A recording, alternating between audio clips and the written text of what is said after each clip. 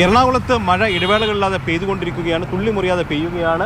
പല സ്ഥലങ്ങളിലും വെള്ളം കയറിയിട്ടുണ്ട്. ഇതിപ്പോൾ എറണാകുളത്തെ ജഡ്ജസ് അവന്യൂ ആണ്, ഹൈക്കോടതി ജഡ്ജിമാർ ഉൾപ്പെടെയുള്ള താമസിക്കുന്ന സ്ഥലമാണ്. അവിടെയാണ് ഇപ്പോൾ കനത്ത വെള്ളക്കെട്ട് രൂപപ്പെട്ടിരിക്കുന്നത്. ഈ പ്രദേശത്തെ 2-3 റോഡുകൾ പൂർണ്ണമായും വെള്ളത്തിൽ മുങ്ങിയിരിക്കുകയാണ്.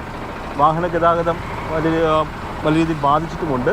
ഇരുചക്ര വാഹനങ്ങൾ ഈ പ്രദേശത്തൂടെ പോകുക എന്നുള്ളത് വളരെ പ്രയാസകരമാണ്. നാട്ടുകാരൊക്കെ നമ്മളോടൊപ്പം ചേരുന്നുണ്ട്.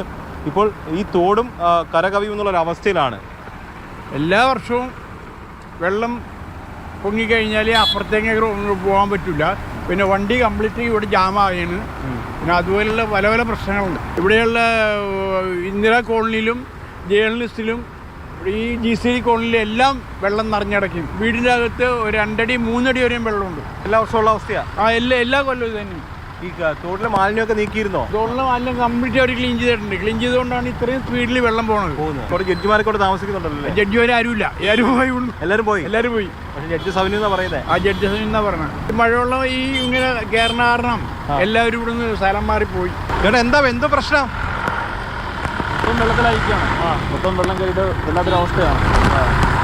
അതെ, എല്ലാവരും ഇവിടെ വന്നിട്ട് വാഹനം തിരിച്ചുകൊണ്ട് പോവുകയാണ്, വെള്ളത്തിലിറക്കാതെ. വെള്ളത്തിലിറങ്ങിയാൽ വീണ് പോകാനുള്ള സാധ്യത. ഇരുചക്ര വാഹനങ്ങളാകുമ്പോൾ അത് മറിയാനുള്ള സാധ്യത കൂടുതലാണ്. എവിടെയൊക്കെ കുഴികളുണ്ടെന്ന് അറിയാൻ കഴിയില്ല. അതുകൊണ്ട് തന്നെ ആ റിസ്ക് എടുക്കാതെ അവർ മറ്റ് സ്ഥലങ്ങളിലേക്ക് വാഹനങ്ങൾ തിരികെ കൊണ്ടുപോവുകയാണ്. മണിക്കൂറുകളായിട്ട് ഇവിടുത്തെ അവസ്ഥ ഇതാണ്. കോർപ്പറേഷൻ അധികൃതർ ഉൾപ്പെടെയുള്ളവർ ഇങ്ങോട്ടേക്ക് എത്തിയിട്ടില്ല.